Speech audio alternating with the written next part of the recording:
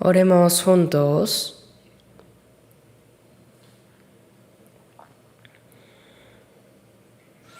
Nuestro Padre Dios celestial, santo y misericordioso, que nos amas.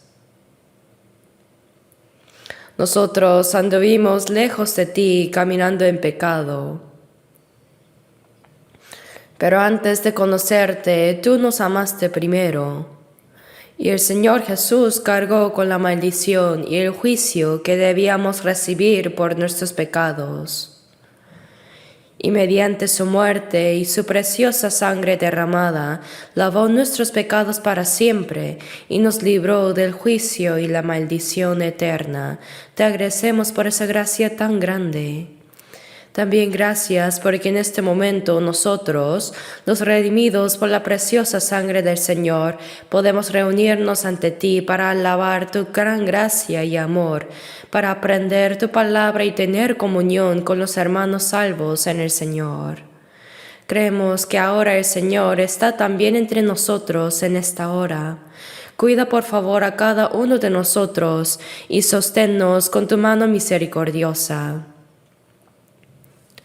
Si hay algún alma entre nosotros que todavía no ha comprendido verdaderamente la gracia de Dios, abre su corazón para que pueda comprender el grande y maravilloso amor y gracia de Dios.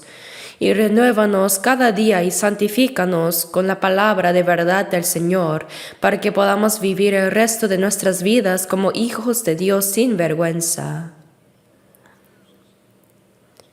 Te rogamos que acompañes a todas nuestras iglesias en todo el país y a todos los hermanos en muchas iglesias alrededor del mundo que guardan la fe y predican el Evangelio en medio de varias dificultades, para que ellos puedan cumplir completamente la santa misión que tú has encomendado en estos últimos tiempos. Señor, que das la palabra que necesitamos en cada momento y nos enseñas el camino a seguir, permítenos comprender cada vez más la palabra y la santa voluntad que deseas revelarnos en este momento. En el nombre de nuestro Señor Jesucristo hemos orado. Amén. Busquemos juntos San Lucas capítulo 10. Lucas 10,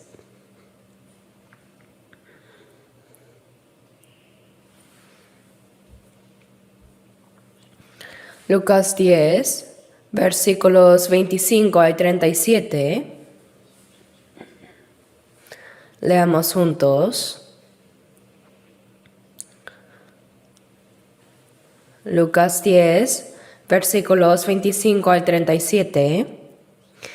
Y aquí un intérprete de la ley se levantó y dijo para probarle: Maestro, ¿haciendo qué cosa heredaré la vida eterna?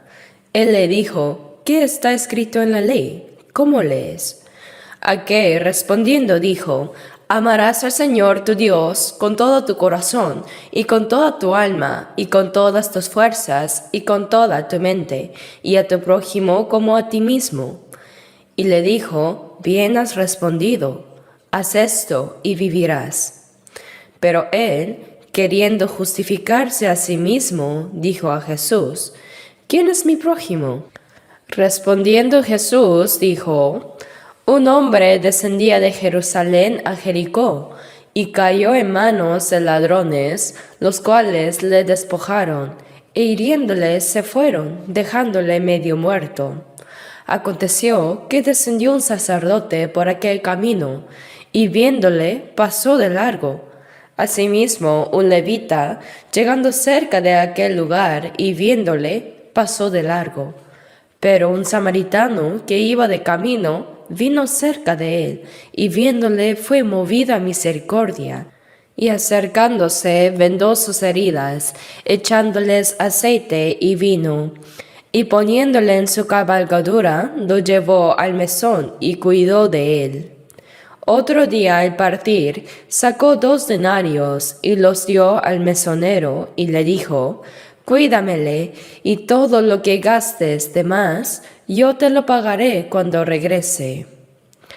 ¿Quién pues de estos tres te parece que fue prójimo del que cayó en manos de los ladrones?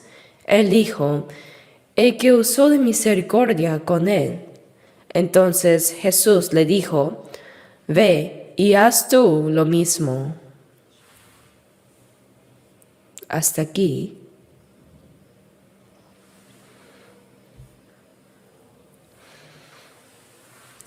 La palabra en Lucas 10 nos da una enseñanza muy importante.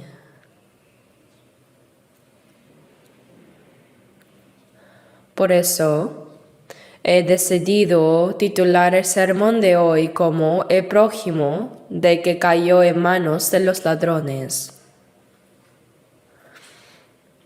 Frecuentemente solemos decir en los seminarios de la Biblia que el mayor problema de la vida es que muchas personas se aferran solo a cómo comer y vivir mejor mientras estén en este mundo. Pero ese no es el propósito de la vida humana. El mayor propósito de nuestra vida durante nuestra estancia en el mundo es el asunto del alma y después el asunto de la vida eterna, entrar en la vida eterna. El propósito por el que Dios creó al ser humano no es para que nuestro cuerpo físico sufra durante unas décadas en el mundo, peque y muera. No. Esta vida física temporal no es más que un proceso preparatorio para ir al mundo eterno más allá de la muerte. Así como una madre lleva a su hijo en el vientre durante 10 meses como preparación para nacer y vivir unas décadas, estas décadas en el mundo no son más que un proceso preparatorio para entrar en el mundo eterno. En Génesis 1:27 vemos que Dios, después de crear todas las cosas, finalmente creó al hombre a su imagen. Que Dios creara al hombre a su imagen no se refiere a la forma de nuestro cuerpo físico, ya que Él no tiene cuerpo físico. Dios es espíritu, ¿verdad? En Juan 4:24 dice que Dios es espíritu. Esto significa que dio al hombre un alma, lo creó como un ser espiritual. Entre todas las criaturas hechas por Dios, solo el ser humano fue creado a la imagen de Dios. El propósito por el cual Dios creó al hombre a su imagen fue para darle la vida de Dios. Fue para darle la vida de Dios como objeto de su amor,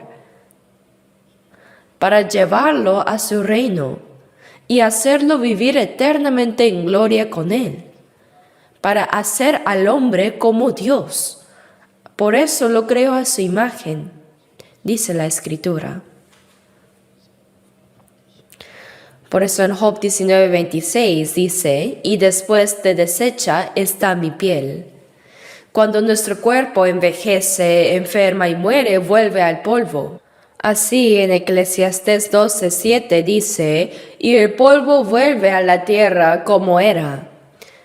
Como el cuerpo fue hecho del polvo de la tierra, cuando morimos vuelve a la tierra, al polvo, pero eso no es el fin. Dice, y el espíritu vuelve a Dios que lo dio. Acuérdate de esto antes. En Lucas 12:20, hablando de rico insensato, dice, necio, esta noche vienen a pedirte tu alma, y lo que has provisto, ¿de quién será? El alma, como fue dada por Dios, vuelve otra vez a Él. Por tanto, vivir unas décadas en este mundo solo es un proceso de preparación para entrar en el reino de Dios. Pero como no lo saben, muchas personas solo se esfuerzan por vivir bien, por lo visible y físico. En Eclesiastés 3:11 dice que Dios hizo todo hermoso y dio al hombre el anhelo de eternidad en su corazón. El ser humano tiene un anhelo de eternidad en su corazón. Cuando existe ese anhelo, quiere decir que existe también su objeto. Durante la vida, por ejemplo, cuando crecemos, los hombres sienten amor por las mujeres y las mujeres sienten anhelo por los hombres. Eso es el anhelo por el sexo opuesto. ¿Por qué Dios dio al ser humano un anhelo de eternidad? Porque realmente existe un mundo eterno. Nuestra vida no termina con unas décadas en este mundo, sino que hay un mundo eterno más allá de la muerte. El gusano que roe las hojas de los árboles, después de entrar en un capullo y salir, se convierte en una hermosa mariposa y vuela. Hasta los enjambres de mariposas cruzan grandes mares. Vivir unas décadas en este mundo es para el mundo eterno que hay más allá de la muerte. Dice, y después de deshecha está mi piel, en mi carne he de ver a Dios. Por eso prepárate para encontrarte con Dios. Amós 4:12 dice, prepárate para venir al encuentro de tu Dios.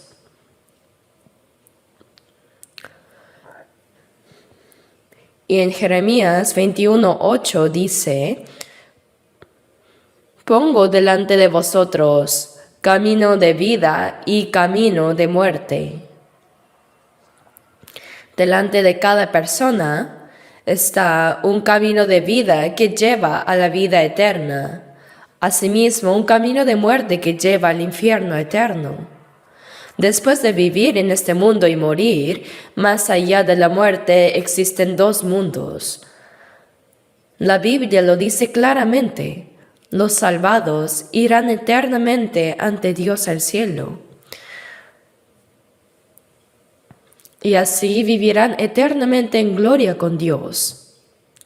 Mientras que los no salvados, por haber perdido a Dios y por haber rechazado su gracia, como dice en Mateo 25:41, dirá también a los de la izquierda, apartaos de mí, malditos, al fuego eterno preparado para el diablo y sus ángeles. El infierno no fue originalmente creado para los humanos, sino para los ángeles caídos. Antes de crear al ser humano, Dios creó primero a los ángeles. Hay numerosos ángeles, y entre ellos había 3 ángeles especiales, Gabriel, Miguel y Lucifer. De entre todos los ángeles, estos 3 representaban cada uno a 1/3 del total. Pero Lucifer, que según la Biblia fue creado con una belleza especial, se enorgulleció porque quería ser como Dios y a causa de esto fue expulsado. Con el 1/3 de los ángeles que le pertenecían, intentó rebelarse contra Dios y fue expulsado. Así, se convirtió en el diablo, Satanás, adversario de Dios. Y a los ángeles expulsados juntamente con él se les llama el diablo y sus ángeles. Por eso dice, apartaos de mí, malditos, al fuego eterno preparado para el diablo y sus ángeles. Así que durante la vida en este mundo, más allá de la muerte hay la vida eterna. Pero si somos expulsados por Dios, solo queda la perdición eterna. Y cada persona tiene la responsabilidad de elegir por sí misma entre la vida eterna y la perdición. Pero en los versículos que acabamos de leer, vemos que un intérprete de la ley se levantó y para probar a Jesús le dijo, Maestro, ¿haciendo qué cosa heredaré la vida eterna? ¿Qué debe hacer una persona, es decir, qué debo hacer yo para heredar la vida eterna? Vino ante Jesús con la mayor cuestión que un ser humano debe conocer. Jesús vino para salvar a los pecadores condenados a la perdición y para darles la vida eterna. Por eso en Juan 3:16 dice, porque de tal manera amó Dios al mundo, a todas las personas del mundo, que ha dado a su Hijo unigénito, para que todo aquel que en él cree no se pierda, mas tenga vida eterna. Jesús fue enviado para que por medio de él los pecadores condenados a la perdición no se pierdan, sino que tengan vida eterna. Pero los israelíes, sin conocer este hecho, rechazaron al Mesías que Dios envió.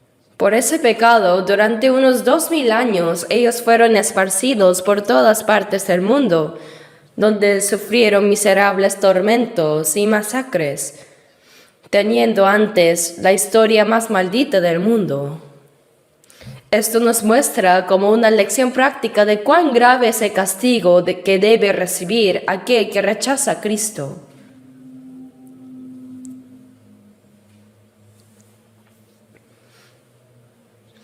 Y aquí el intérprete de la ley preguntó a Jesús, Maestro, ¿qué debo hacer para heredar la vida eterna? Primero, frente a Jesús, quien podía dar vida eterna, estaba una persona que necesitaba recibir la vida eterna. Se encontraron cara a cara. ¿Qué acontecimiento tan extraordinario es este? Sin embargo, este intérprete de la ley no había preguntado realmente para conocer el camino para obtener vida eterna, sino fue para probar a Jesús, dice aquí. Dice para probar a Jesús. ¿Cómo puede un ser humano tentar a Dios? Deuteronomio 6:16 dice, no tentaréis a Jehová vuestro Dios. Jesús es Dios que vino a la tierra en forma del hombre. Entonces, el hecho de que un ser humano intente tentar a Dios es verdaderamente necio y terrible. En lugar de tentarle primero, uno debe examinarse a sí mismo. En 2 Corintios 13:5 dice, examinaos a vosotros mismos si estáis en la fe, probaos a vosotros mismos. ¿O no conocéis a vosotros mismos que Jesucristo está en vosotros a menos que estéis reprobados? Esto es lo que se dice a los que ya son creyentes. Uno cree en Jesús, pero ¿realmente su fe es la fe que Dios reconoce? ¿O no sería una fe incorrecta? Examina tu fe. ¿Cómo? Romanos 10:17 dice, así que la fe es por el oír, y el oír por la palabra de Dios. Uno se salva oyendo, entendiendo y creyendo la palabra de Dios. Así que se cree oyendo y entendiendo la palabra. Pero muchas personas creen que Dios existe. También creen que hay el cielo y el infierno que son eternos. Creen para obtener vida eterna, pero ¿es su fe realmente la fe que Dios reconoce? Examina tu propia fe, dice. ¿Y cómo se puede examinarla? A través de la palabra de Dios. Y si está conforme a esa palabra, es una fe salva. Si no, es una fe arruinada, perdida. En la Biblia hay varios tipos de fe. En Santiago 2 se habla de la fe muerta, también la fe abandonada, la fe vana y también la fe destruida. Todos estos tipos de fe son incorrectas, no salvan por más que crean. Yo también empecé a ir a la iglesia desde el primer año de secundaria. No fue para creer en Jesús, sino porque cuando estudiaba en Busan, la escuela había sido fundada por cristianos, así que obligatoriamente teníamos que ir a la iglesia y aprender la Biblia los domingos. Pero al estudiar la Biblia, llegué a creer que Dios realmente existe, que hay el alma y que hay el cielo y el infierno también. Entonces, para no ir al infierno sino al cielo, me convertí en un cristiano muy fervoroso. Oraba al amanecer, a veces ayunaba y seguía orando. Leía la Biblia con mucha diligencia y estaba tan dedicado que me asignaron una iglesia rural donde prediqué durante 2 años. En ese entonces yo pensé que era el que mejor creía, pero surgió un problema. Pues cuando me preguntaron si había nacido de nuevo, yo respondí sí, se supone que estoy trabajando así porque nací de nuevo, ¿no? Pero cuando me preguntaron si era verdad, como nace en la carne uno solo una vez en la vida, así en nacer de nuevo en el espíritu, es decir, de Dios, también ocurre una sola vez, se dice born again, ¿no? Cuando me preguntaron cuándo había nacido de nuevo, concretamente cómo y cuándo, al reflexionar no estaba seguro. Había tenido momentos de alegría durante campañas de avivamiento, pero no era eso. Finalmente me di cuenta de que no era renacido de verdad. No podía decírselo ni preguntarle a nadie, así que me preocupaba solo. Pero el 30 de octubre de 1962, alrededor de las 8 de la noche, por primera vez comprendí qué relación tenía conmigo la cruz de Jesucristo, que hasta entonces solo había conocido doctrinal e intelectualmente. En ese momento, no lo entendí con la mente, sino con la conciencia. Todas las dudas e inquietudes desaparecieron. Ahora podía creer. Ese día recibí la salvación y nací de nuevo. El antes y después de ese día era totalmente diferente. Así que una fe es fe, sí. Pero la fe que conoce por la cabeza y doctrina es diferente a la fe que el Espíritu Santo te hace comprender.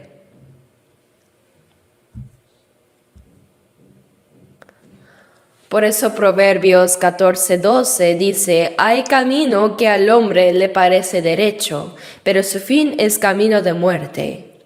Uno piensa que va por el camino hacia el cielo, pero al final es camino de muerte. ¿Cuántas personas que asisten a la iglesia piensan que creer es asistir fervientemente a la iglesia? Y que si son dirigentes, oran fervientemente, hacen servicios, dan ofrendas generosamente y si viven bien, creen bien, piensan que recibirán una gran recompensa en el cielo.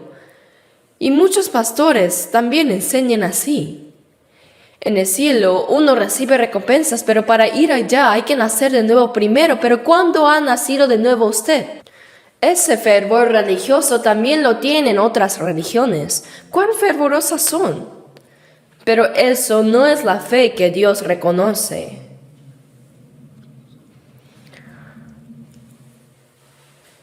Por eso examina si tu fe es una fe que Dios reconoce. Examínate a ti mismo.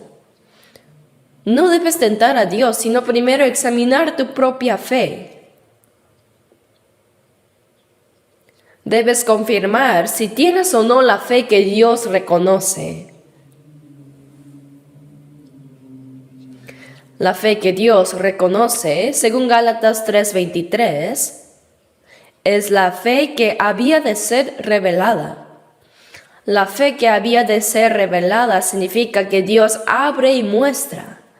Dios abre nuestro corazón y abre su palabra para hacernos comprender, y creer es comprender. Colosenses 1:6 dice, desde el día que oísteis y conocisteis la gracia de Dios en verdad.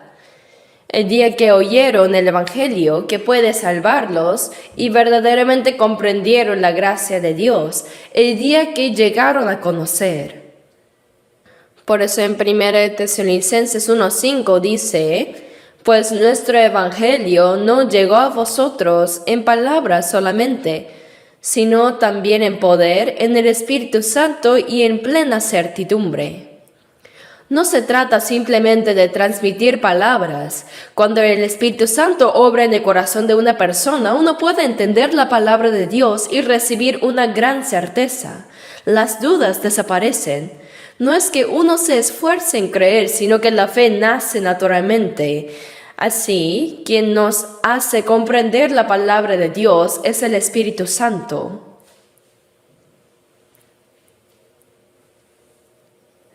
En Lucas 13, versículos 23 y 24,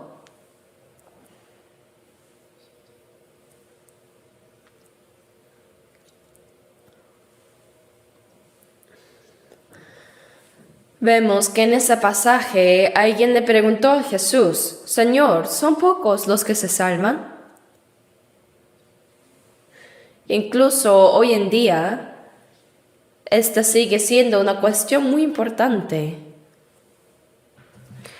En San Mateo 7, versículos 13 y 14, Jesús dijo: Entrad por la puerta estrecha, porque ancha es la puerta y espacioso el camino que lleva a la perdición, y muchos son los que entran por ella, pero estrecha es la puerta y angosto el camino que lleva a la vida, y pocos son los que la hallan.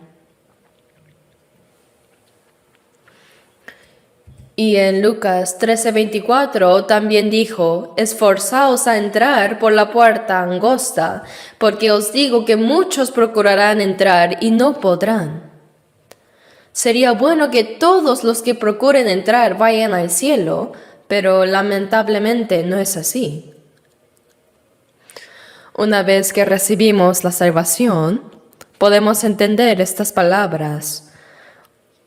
De verdad, hoy en día hay muchísimas personas que profesan creer en Jesús. Vivimos en una era de herencia cristiana.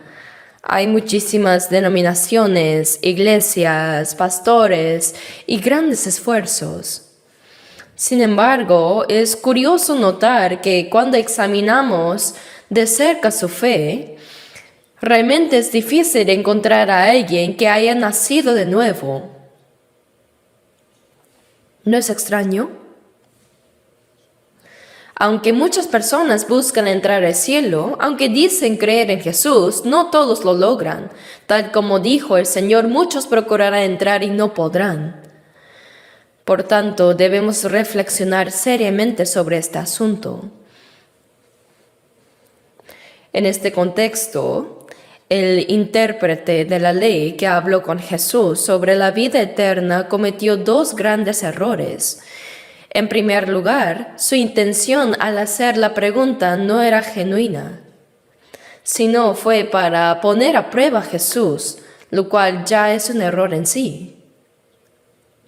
En segundo lugar, le preguntó: ¿qué bien haré para heredar la vida eterna? Aunque estaba tratando un tema tan importante como la vida eterna, su pensamiento fundamental era incorrecto, pues creía que la vida eterna se podía obtener haciendo algo. Así muchas personas piensan de la misma manera ahora también. Pero ¿qué podría hacer el ser humano para alcanzar la vida eterna? Romanos 3:4 dice: Antes bien sea Dios veraz y todo hombre mentiroso. Solo Dios es verdadero. Todos los hombres son mentirosos. También dice que engañoso es el corazón más que todas las cosas y perverso. Así es como Dios ve a la humanidad.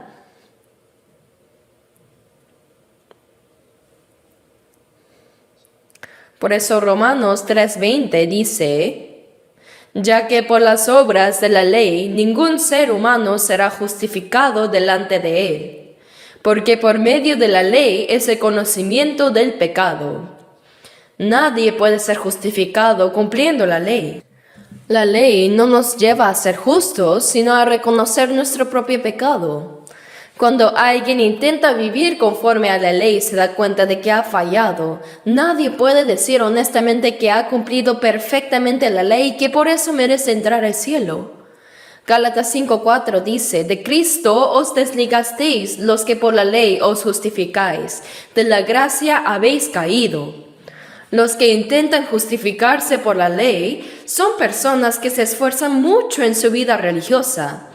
Pero la Biblia dice que estos han sido separados de Cristo y han caído de la gracia, y separarse de Cristo, caer de la gracia, significa la condenación eterna al infierno.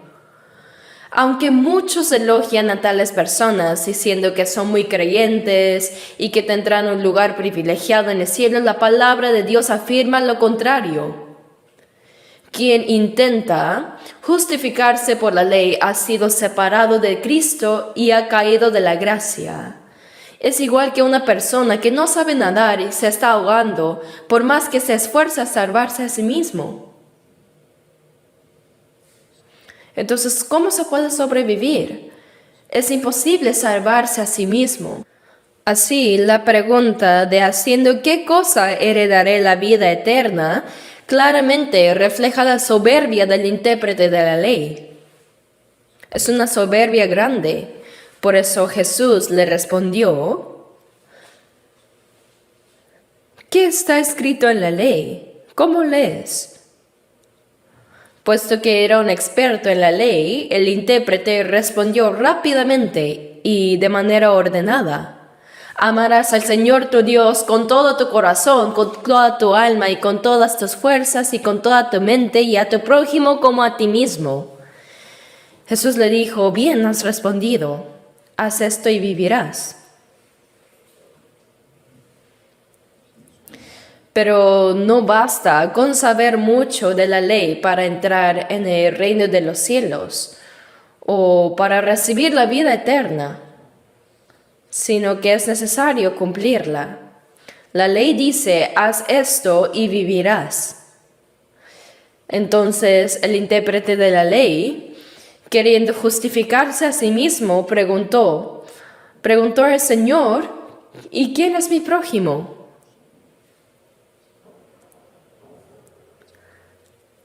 Aquí se muestra aún más claramente su error de fondo, ¿no? Solo el que ama verdaderamente a Dios con todo su corazón, alma, fuerza y mente puede amar a su prójimo como a sí mismo. ¿Pero acaso este hombre podía realmente amar así? Los descendientes de Adán, desde su nacimiento, andan en pecado. No aman verdaderamente a Dios, más bien buscan usar a Dios para sus propios beneficios.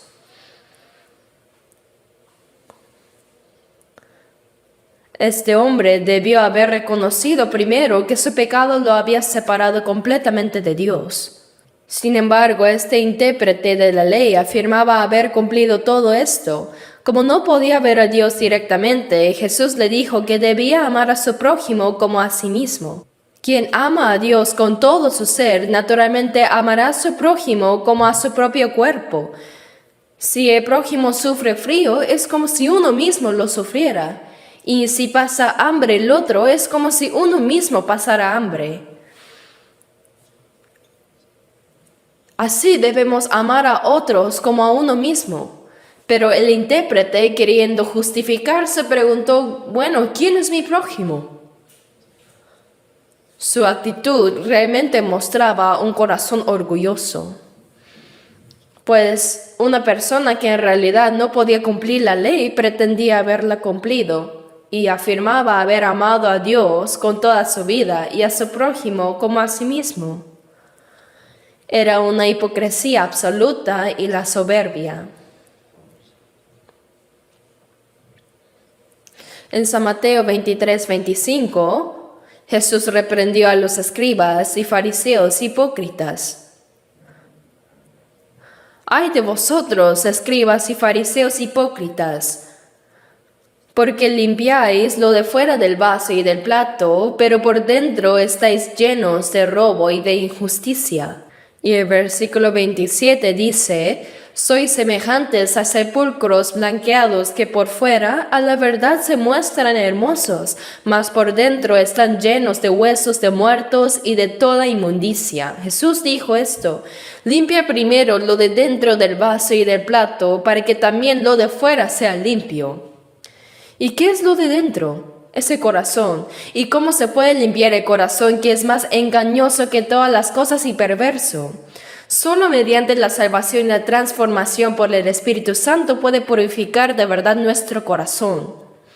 Pretender ser justo y creer que uno puede guardar la ley es pura hipocresía y arrogancia vacía.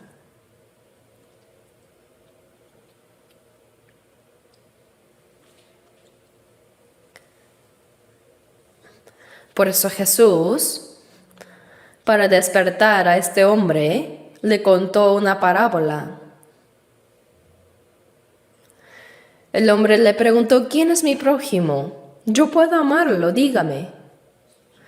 Así que Jesús le explicó quién era realmente su prójimo.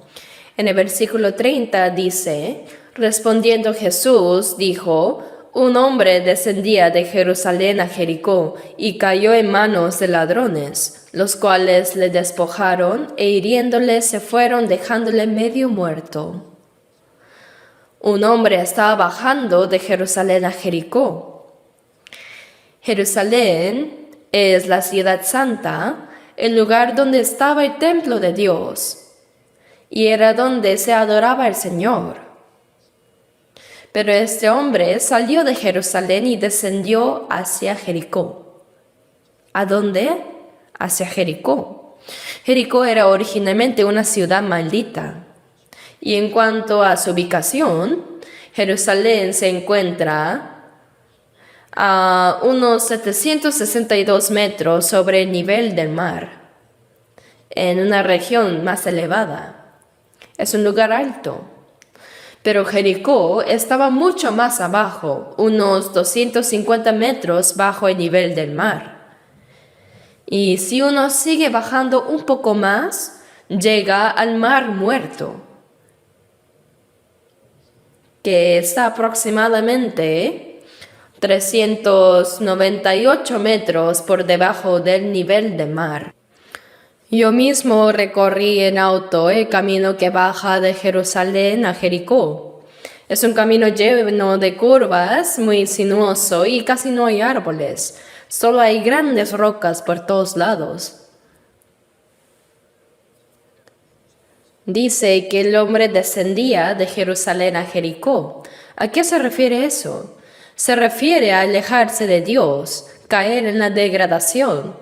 Si uno sigue descendiendo, llega al Mar Muerto, el mar de la muerte, símbolo del infierno donde no hay vida. Y dice que cayó en manos de ladrones.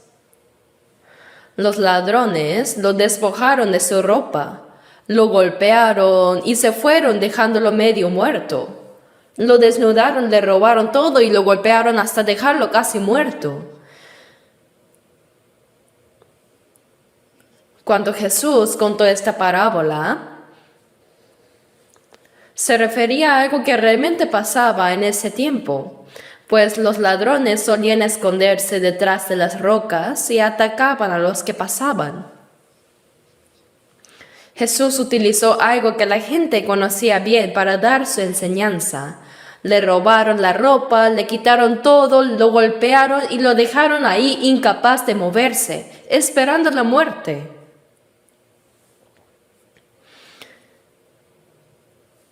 Esta imagen representa cómo Jesús ve a toda la humanidad. Él nos ve como personas heridas por haber dejado a Dios, personas heridas caminando hacia el infierno. Al alejarse de Dios, el hombre bajó hacia Jericó y si bajaba un poco más, llegaba al infierno. Y los ladrones aquí representan al diablo. El diablo ataca a los que se han apartado de Dios, los lleva a pecar y finalmente los arrastra al infierno. Todos los seres humanos, todos, son como este hombre que cayó en manos de ladrones, medio muertos. Este hombre, si se queda ahí, morirá inevitablemente. No tiene fuerza para salvarse por sí mismo. Así es la condición miserable de la humanidad que se ha alejado de Dios. El intérprete de la ley le preguntó a Jesús: ¿quién es mi prójimo?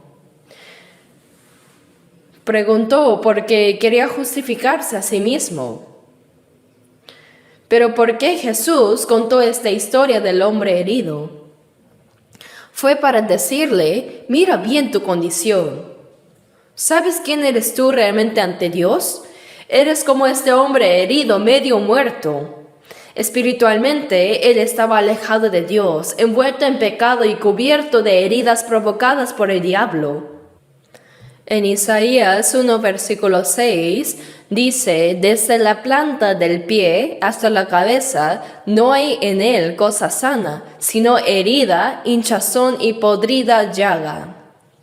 Con esto nos enseña la condición miserable de los israelíes.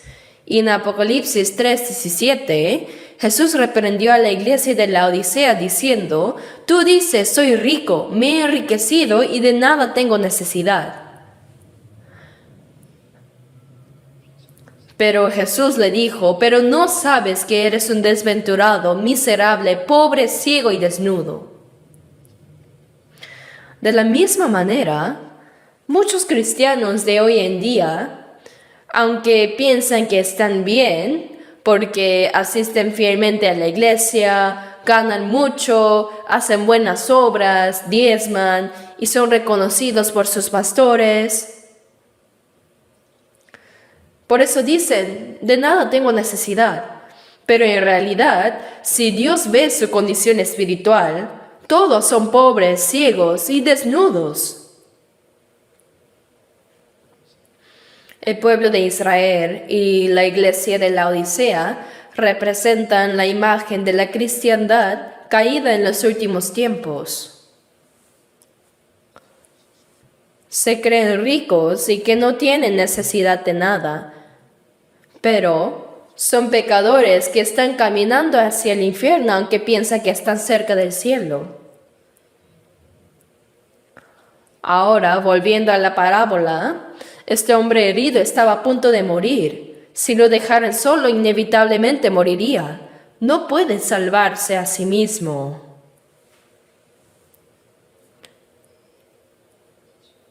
Pero el versículo 31 dice, aconteció que descendió un sacerdote por aquel camino y viéndole pasó de largo.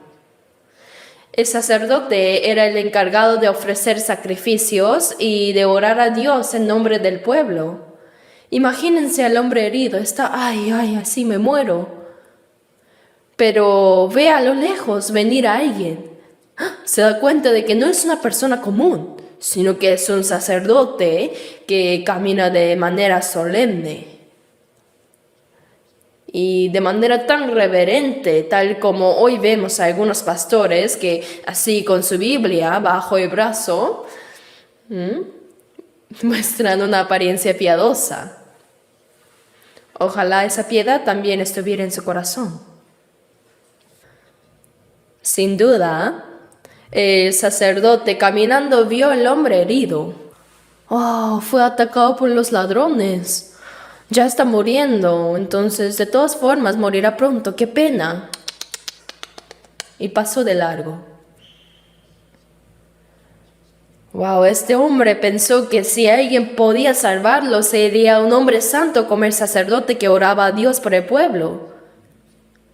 Pero no fue así, el sacerdote lo ignoró y siguió su camino. Luego, poco después dice, asimismo un levita llegando cerca de aquel lugar y viéndole pasó de largo. El levita era alguien que servía activamente en el templo. Era muy diligente en sus deberes religiosos. A lo lejos, el herido vio venir a otro hombre y era un levita, caminando rápido, con entusiasmo, porque debía ir a cumplir su servicio a Dios. Así que pensó el herido, antes ese sacerdote, por considerarse demasiado santo, pasó de largo, pero seguro que este levita me ayudará. Pero él también al verlo dijo, ha sido atacado por los ladrones, está a punto de morir. Qué lástima, qué triste. Y pasó de largo. ¿Cómo es posible? ¿Saben quién nos enseña esto? Jesús nos muestra que todos los que se han apartado de Dios están como este hombre que descendió de Jerusalén a Jericó. Todos terminaron dándole la espalda a Dios y viven en el estado de los caídos, y al final fueron golpeados por Satanás hasta quedar medio muertos. Esta es la condición del alma, no tienen fuerza para salvarse a sí misma. La salvación no se puede obtener por su propio esfuerzo, sino que tiene que venir alguien más para rescatarlo. Eso es la salvación. Pero ¿qué significa que el sacerdote pasó de largo? Quiere decir que delante de nosotros también pasaron muchos pastores famosos, muchos que parecían muy espirituales, parecían estar llenos del Espíritu Santo, se veían santos, y en los avivamientos son impresionantes. Dicen, oh, yo recibí el Espíritu Santo tras ayunar y orar en la montaña, etcétera, etcétera. Muestran una apariencia muy santa. ¿Pero pudieron salvar ellos? No, solo pasaron de largo. Tras celebrar un gran avivamiento, no queda nada de terminarlo. Lo sé porque también asistí a muchos eventos así. Solo pasa. ¿Y el levita qué representa? A la persona que sirve con gran esfuerzo, al uno mismo. Hay muchas personas que asisten a la iglesia, que guardan el domingo, que sirven, que ofrendan, que hacen buenas obras, intentan ser como los levitas, pero ¿pueden salvarse a través de su propio esfuerzo y buenas obras? No. Eso también pasa de largo. El esfuerzo propio, las buenas acciones y la vida religiosa no pueden salvar.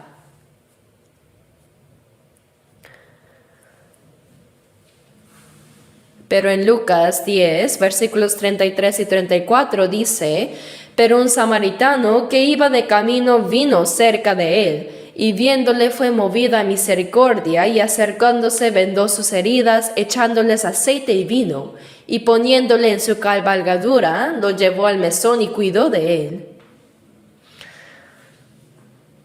Ahora aquí, este personaje es un samaritano. El hombre que fue atacado por los ladrones era un judío, ya que descendía de Jerusalén hacia Jericó. ¿Y quién era un samaritano? Después de la muerte de Salomón, en el año alrededor de 722 a.C., el reino de Israel se dividió en dos: el reino de norte, Israel, y el reino de sur, Judá. El norte de Israel fue destruido por Asiria en el año 722 a.C. Y como resultado, los asirios se mezclaron con los israelíes.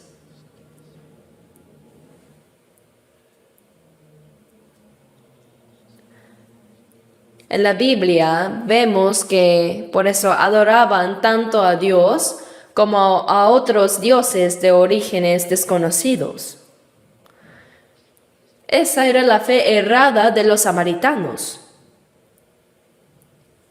Además, se mezclaron con los gentiles, resultando en un mestizaje.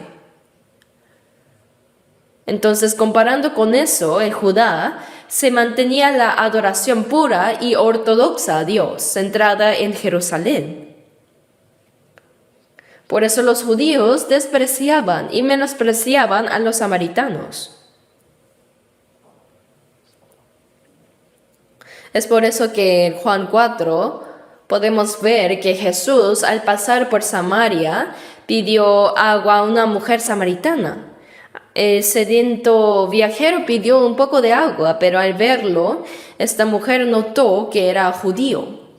Era como encontrarse un enemigo en un puente angosto, una gran oportunidad para rechazarlo. Entonces ella dijo, ¿cómo tú, siendo judío, me pides a mí de beber, que soy mujer samaritana? Si ustedes nos menosprecian, ¿cómo te atreves a pedirme agua?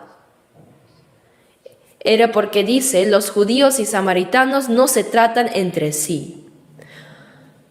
También en Juan 8:48 dice, respondieron entonces los judíos y le dijeron, ¿no decimos bien nosotros que tú eres samaritano y que tienes demonio? Entonces Jesús dijo, vosotros me deshonráis. Insultando a Jesús, los judíos decían, eres un samaritano y tienes demonio. Jesús predicaba la palabra de Dios, pero ellos lo menospreciaban.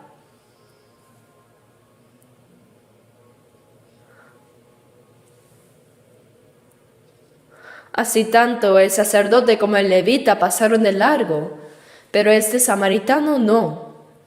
El hombre herido era un judío.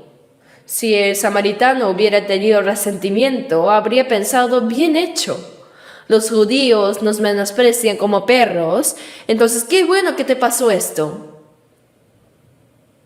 Si el samaritano no le pega, sería un milagro. Incluso lo habría pateado. Es un samaritano, ahora sí seguro que me moriré, pensó el herido. Pero al verlo, el samaritano fue movido a misericordia. Se acercó, vertió aceite y vino en sus heridas, las vendó y le puso en su cabalgadura y lo llevó a un mesón. Aquí, este samaritano representa a Jesús, quien fue despreciado por los judíos. Este intérprete de la ley preguntó, ¿quién es mi prójimo? Porque al igual que otros, él despreciaba a Jesús e intentó ponerlo a prueba para ver cómo respondería.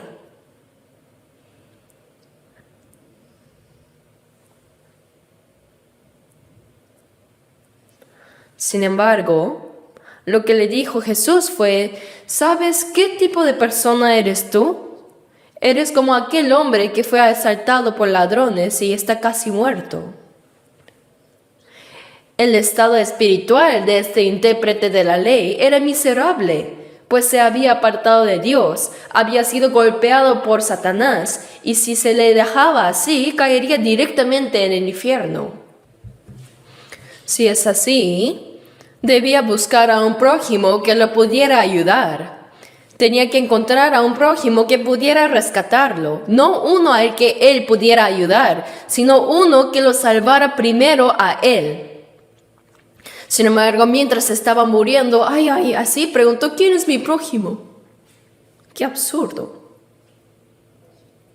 Un pecador que va al infierno no tiene amor hacia Dios, ni puede amar al prójimo como a sí mismo.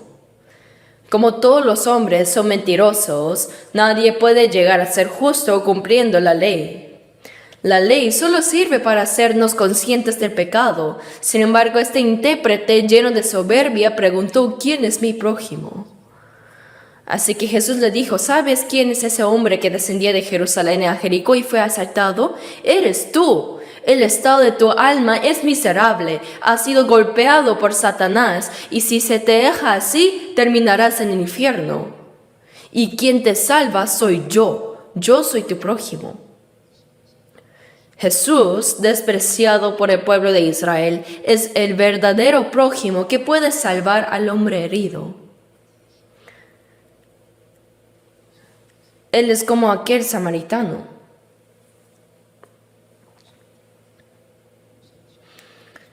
Jesús estaba hablando de esta verdad.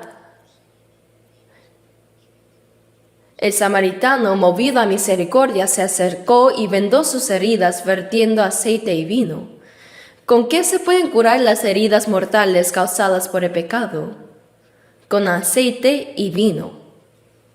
Hay muchas enseñanzas de la Biblia que muestran que el vino simboliza la sangre de Jesús. Por ejemplo, antes de morir en la cruz, el Señor tomó el vino y dijo, «Bebed de ella todos, porque esto es mi sangre del nuevo pacto, que por muchos es derramada para remisión de los pecados». Sin la sangre de Jesucristo no se puede perdonar ningún pecado. Como dice 1 Pedro 1:18, sabiendo que fuisteis rescatados de vuestra vana manera de vivir, la cual recibisteis de vuestros padres, no con cosas corruptibles como oro o plata, sino con la preciosa sangre de Cristo como de un cordero sin mancha y sin contaminación.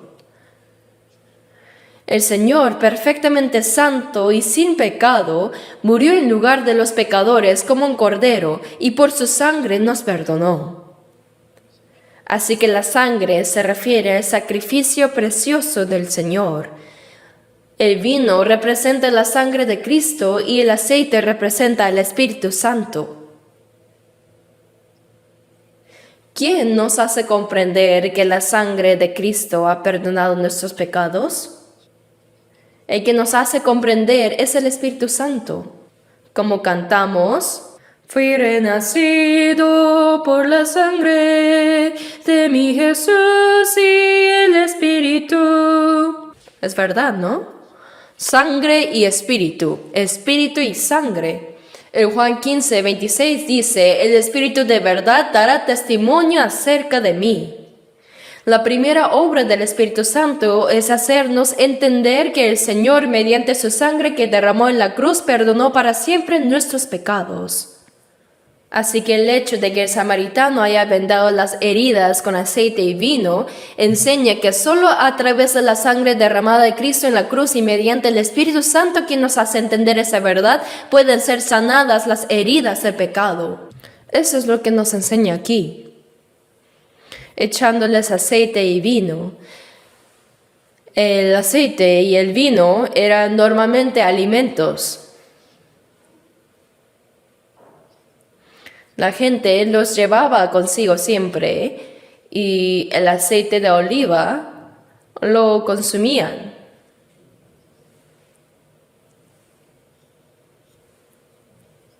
Y el vino lo tomaban para sentirse alegres.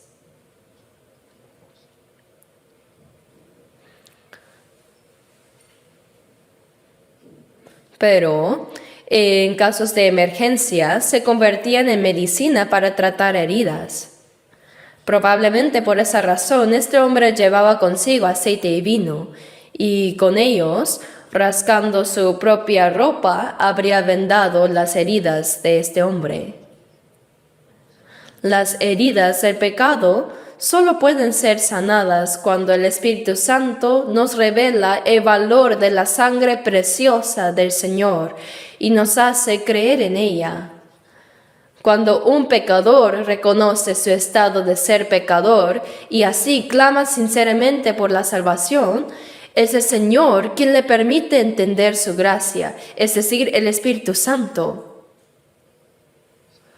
Luego, este buen samaritano, tras vendar las heridas, puso a este herido en su cabalgadura y lo llevó al mesón. Probablemente era un burro, ya que en aquella época era de uso más común. Lo puso en su burro y él mismo caminó a pie y lo llevó a un mesón. Mesón era un lugar de descanso, como una posada.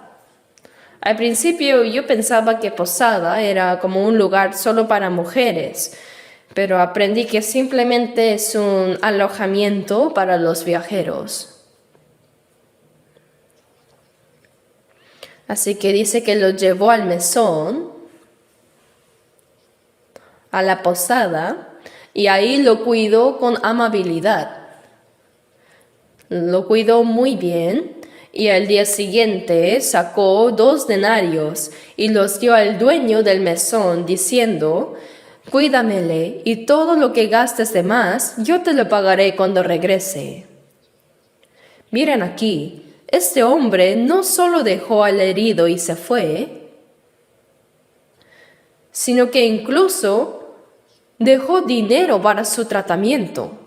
Dar 2 denarios simboliza a Jesús, como dice en Juan 1:14, está escrito, y aquel verbo fue hecho carne, y habitó entre nosotros, y vimos su gloria, gloria como del unigénito del Padre, lleno de gracia y de verdad.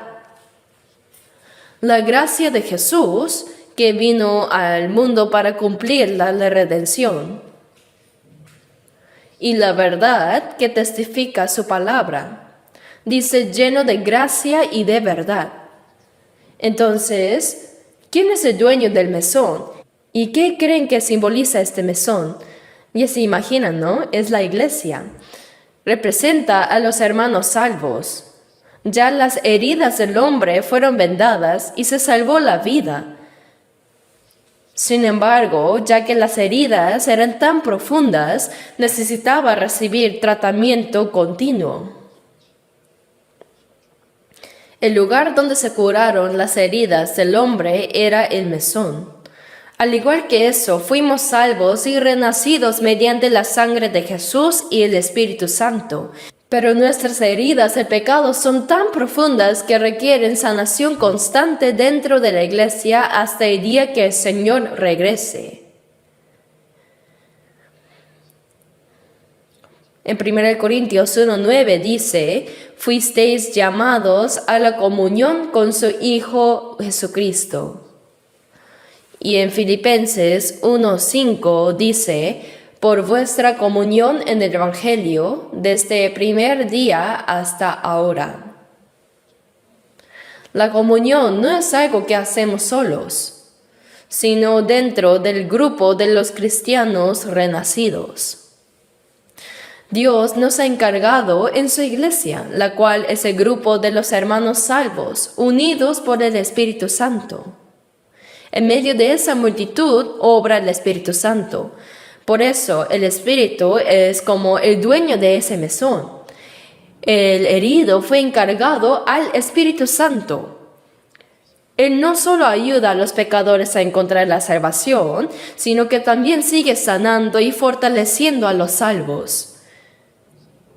En 1 de Pedro 2, versículo 2 dice, desead como niños recién nacidos la leche espiritual no adulterada, para que por ella crezcáis para salvación. Aunque hemos recibido la salvación, todavía somos como niños recién nacidos. Por eso debemos seguir creciendo poco a poco, dejando atrás nuestra vieja naturaleza y desarrollando el carácter de Cristo en nosotros.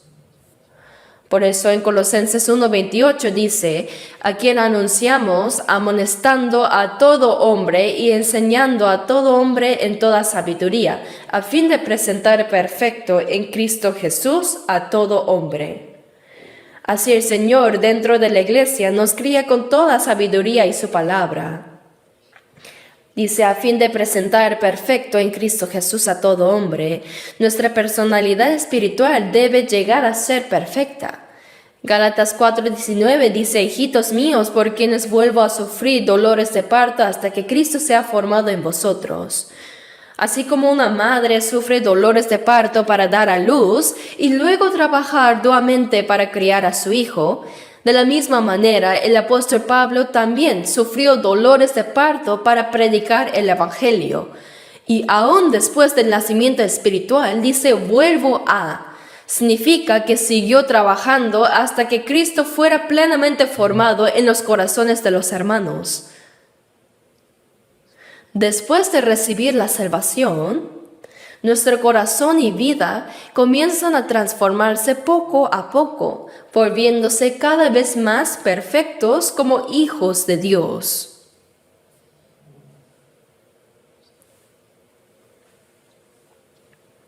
Ahora bien, este mesón representa la iglesia.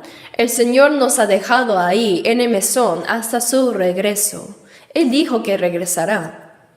Si se gasta más en cuidar a esta persona, dice, cuando yo regrese lo pagaré.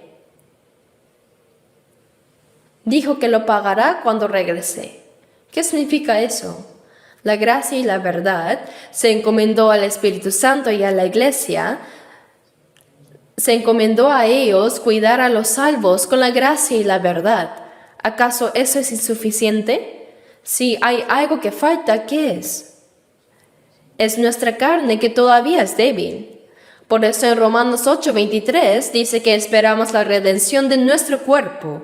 La redención del cuerpo cuando el Señor venga. En Filipenses 3:21 se nos dice que cuando el Señor regrese transformará el cuerpo de la humillación nuestra para que sea semejante al cuerpo de la gloria suya. Es decir, este cuerpo bajo y despreciable será transformado en cuerpo glorioso y santo como el de Cristo. Así podremos encontrarnos con el Señor que vendrá en gloria. Por ejemplo, una cigarra nace de una larva después de 7 años. Poco a poco la larva va adquiriendo la forma de una cigarra y luego desprende completamente de su caparazón y vuela libremente. Asimismo es nuestro ser interior, habiendo recibido la salvación, va tomando poco a poco la forma de Cristo. Nuestra personalidad se va cambiando y cuando el Señor venga, incluso nuestro cuerpo vil será transformado en un cuerpo glorioso semejante al de Cristo. Hoy también puede venir el Señor. Por eso en 1 de Juan 3:1 dice, primero en el versículo 1 dice, mirad cuál amor nos ha dado el Padre para que seamos llamados hijos de Dios. Por esto el mundo no nos conoce porque no le conoció a Él. Luego dice, sabemos que cuando Él se manifieste, seremos semejantes a Él. El día cuando regrese el Señor, cuando regrese, vuelva por segunda vez, seremos semejantes a Él porque le veremos tal como Él es. Y todo aquel que tiene esta esperanza en Él se purifica a sí mismo así como Él es puro. Aunque este cuerpo bajo sea aún imperfecto, nuestro ser interior está siendo cambiado cada vez más a la imagen de Cristo. Y cuando Él regrese, nuestro cuerpo también será transformado en un cuerpo glorioso espiritual. Así podremos encontrarnos con el Señor glorioso. Pero sabemos que cuando Él se manifieste, seremos semejantes a Él, porque le veremos tal como Él es. Como seres semejantes a Él, podremos ver al Señor que vendrá en gloria. Y todo aquel que tiene esta esperanza en Él, los salvos tenemos esa esperanza. Dice, se purifica a sí mismo así como Él es puro. Para purificarnos cada día debemos alejarnos del pecado del mundo. ¿Cómo podríamos ser tan puros como el Señor? Aún así, tenemos que ir asemejándonos a Él más y más. Los salvos, si su corazón es mentiroso, habla mentiras, hace cosas malas a escondida, si no se purifican,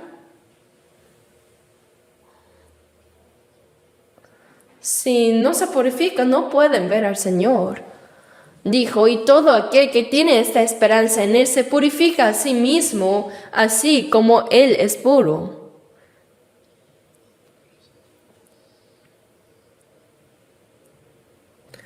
Por eso el buen samaritano dejó al herido por los ladrones en el mesón y rogó al mesonero que lo cuidara.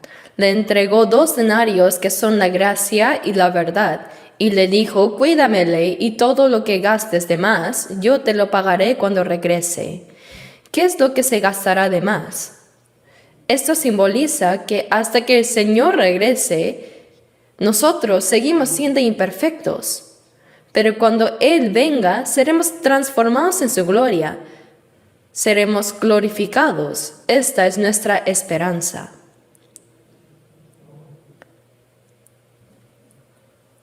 Por eso nosotros, los salvos, debemos reunirnos dentro de la iglesia con los santos. Y como dice Efesios 4:3, debemos ser solícitos en guardar la unidad del Espíritu. Nos unificamos y ahí recibimos la gracia espiritual. Nuestro corazón crece en la fe y Dios nos protege tanto en espíritu como en cuerpo. El Espíritu Santo nos guía y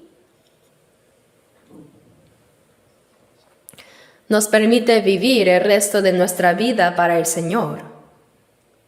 Un salvo, como dice el Salmo 116:12, debe preguntarse siempre, ¿qué pagaré a Jehová por todos sus beneficios para conmigo?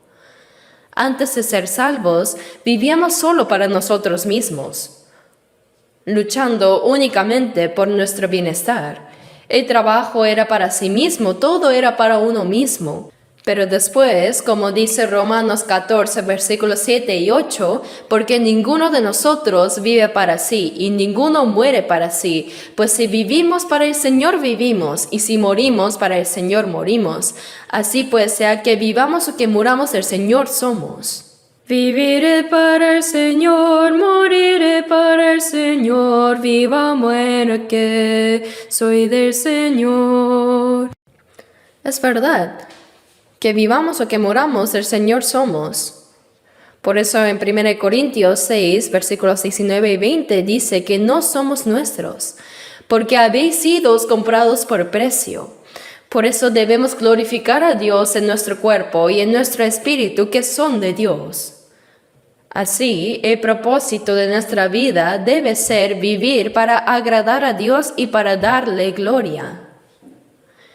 1 Corintios 10:31 dice, si pues coméis o bebéis o hacéis otra cosa, hacedlo todo para la gloria de Dios. Tenemos que decidir claramente el propósito de nuestra vida. Si después de recibir la salvación vivimos como queremos, buscando nuestra propia comodidad, no es una vida cristiana. ¿Cómo podré agradar al Señor? ¿Cómo? Como dijo Pablo en 2 Corintios 5, versículo 9, por tanto procuramos también, o ausentes o presentes, serle agradables. Esta es la vida verdadera de un cristiano. Quien ha recibido la salvación debe vivir así. Después de ser salvos, nuestra vida sí o sí será examinada ante el tribunal de Cristo. Como dice 2 Corintios 5:10, porque es necesario que todos nosotros, cuando venga el Señor, comparezcamos ante el tribunal de Cristo, para que cada uno reciba según lo que haya hecho mientras estaba en el cuerpo, sea bueno o sea malo. Todo lo que hicimos antes de la salvación queda en el pasado, sea bueno o malo. Pero después de ser salvos, cada día cuenta. ¿Viviste según la voluntad de Dios o a tu manera? ¿Viviste siguiendo al Espíritu Santo o siguiendo la carne? ¿Obedeciste a la palabra de Dios o fuiste desobediente? Eso es el bien y el mal. Es diferente al criterio moral de este mundo. Santiago 4, versículo 17 dice, y al que sabe hacer lo bueno y no lo hace, le es pecado. Lo bueno no es lo que el mundo considera bueno, sino hacer la voluntad de Dios. El mayor bien es predicar el Evangelio y salvar almas. Saber hacer eso y no hacerlo y hacer otras cosas raras, eso es pecado. La gente del mundo considera pecado solo hacer lo malo. Pero el cristiano debe saber que no solo es pecado hacer el mal, sino también no hacer la voluntad de Dios. Por eso debemos prepararnos para recibir al Señor que vendrá. En Mateo 5:48 dice, sed pues vosotros perfectos, como vuestro Padre que está en los cielos es perfecto. ¿Acaso puede el hombre llegar a ser perfecto como Dios? Cuando un buen padre dice a su hijo, quiero que seas como yo, no dice con que seas la mitad de lo que soy, basta, sino que desea que su hijo sea tal como él. Dios también desea que seamos como Él. Dijo que seamos perfectos. Cuando Él se apareció a Abraham a los 99 años, en Génesis 17:1 le dijo, anda delante de mí y sé perfecto. Le falta uno al número 99, ¿no? Aunque tenía 99 años, le dijo que fuera perfecto. Y cuando cumplió 100 años, Dios le dio a su hijo Isaac, su hijo unigénito. Así, cuando nos vamos perfeccionando poco a poco, Dios tiene muchas bendiciones que quiere darnos. Aunque el padre quiera darle todo a su hijo, si el hijo es inmaduro, ¿cómo podría darle todo? Lo desperdiciaría todo, ¿verdad? Hay que esperar hasta que pueda administrarlo bien. Por eso, lo que Dios espera de nosotros es que como salvos primero recordemos bien que somos hijos de Dios. Somos personas que pronto nos encontraremos con el Señor. Se revelará cómo hayamos vivido desde el día que fuimos salvos hasta el día que vayamos delante del Señor. Eso es el tribunal de Cristo. Para aquellos que van al infierno, como dice Apocalipsis 20:12 en adelante, los muertos eternamente serán juzgados según sus obras y recibirán castigo en el infierno conforme a sus pecados. Pero para los salvos se revelará cómo vivieron desde después de haber recibido la salvación. Entonces, ¿qué debemos hacer? Eso se llama recompensa, es un juicio de recompensas. Aunque todos recibimos la salvación de igual manera, la gloria será distinta. Algunos podrían decir, ¿qué más puedo esperar de la gloria? Me basta con sentarme al menos en el rincón más alejado del cielo. Pero ¿realmente dirías eso si te encontraras frente al Señor hoy? Si hubieras sabido, habría vivido de manera más ferviente y correcta para el Señor, y no de manera necia siguiendo los deseos vanos de esta carne en el mundo vano. Sin duda nos arrepentiríamos profundamente, ya que no habrá segunda oportunidad. Pero nosotros todavía tenemos esa oportunidad. Por eso debemos vivir el resto de nuestra vida verdaderamente para el Señor. Así nos habló y también nos dio otra palabra importante. Jesús dijo a este intérprete de la ley en el versículo 36, ¿quién pues de estos tres te parece que fue el prójimo del que cayó en manos de los ladrones? Él respondió, el que usó de misericordia con él. Entonces Jesús le dijo, ve y haz tú lo mismo. ¿Quiénes son estos tres? El sacerdote simplemente pasó de largo. El levita también pasó de largo.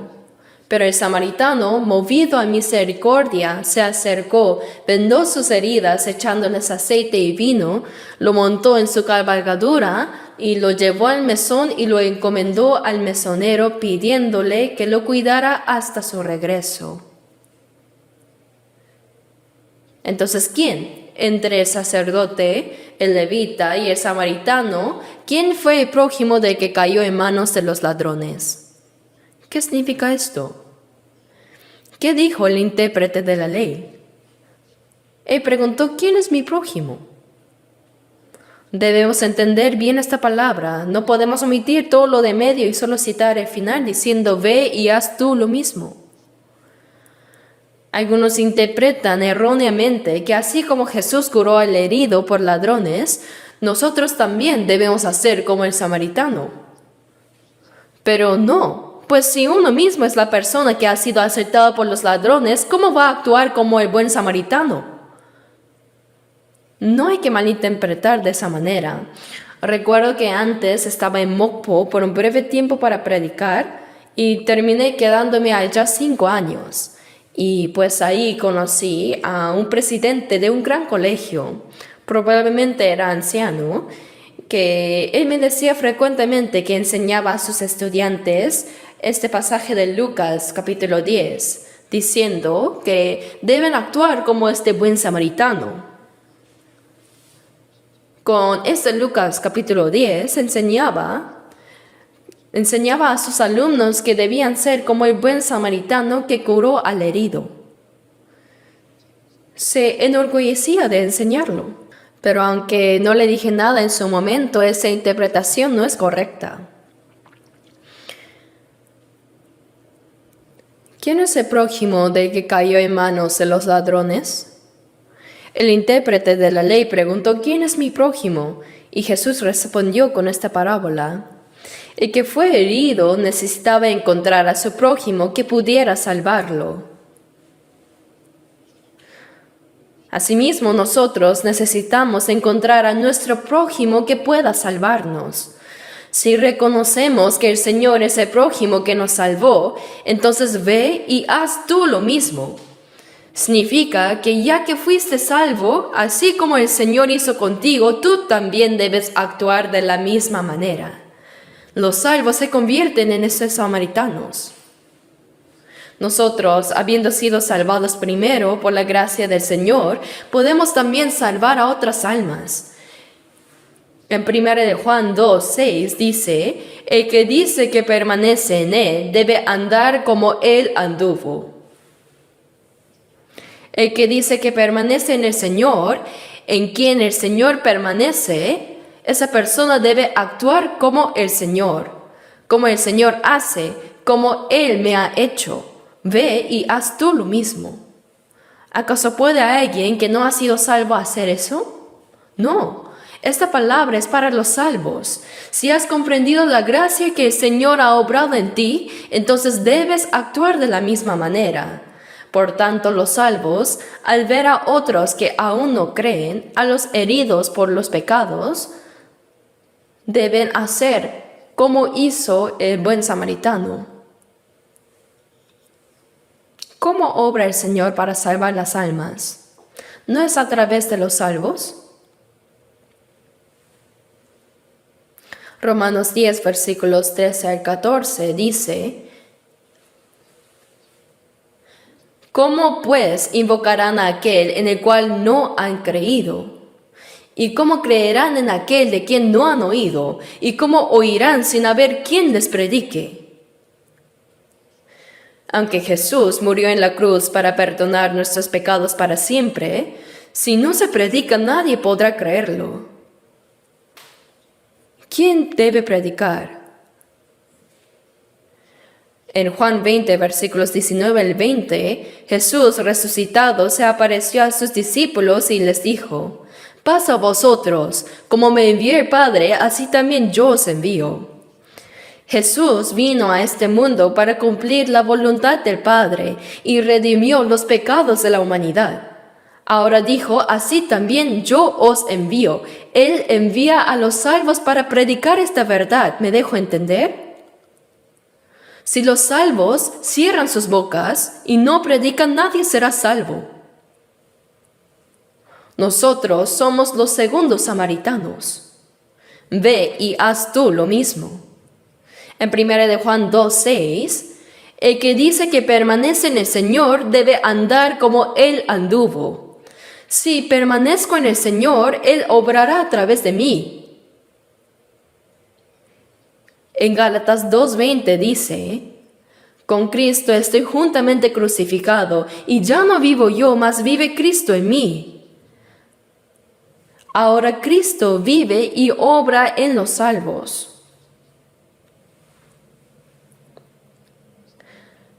Por eso, a través de nosotros que fuimos pecadores destinados a la perdición, debemos testificar del Evangelio de la gracia del Señor para salvar a otros. Así los salvados, como los segundos samaritanos, deben salvar a otras almas. Esta es una palabra muy, muy importante.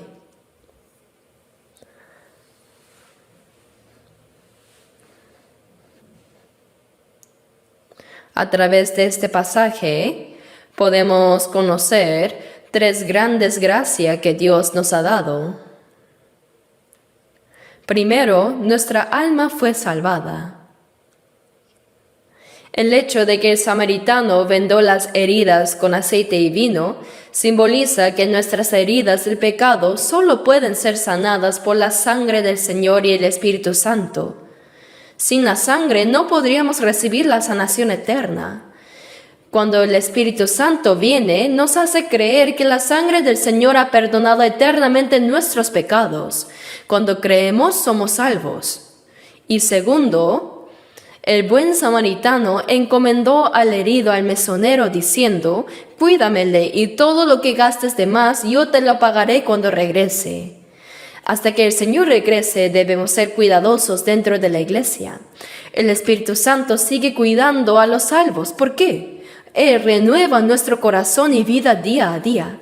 Así como el buen samaritano no quería ver simplemente a un herido medio muerto cuando regresara, sino a alguien completamente sanado, el Señor en su regreso no quiere ver a creyentes débiles apenas salvados, sino que quiere ver a los hijos de Dios viviendo con dignidad, capaces de salvar a otras almas. El Señor nos quiere ver de esa manera.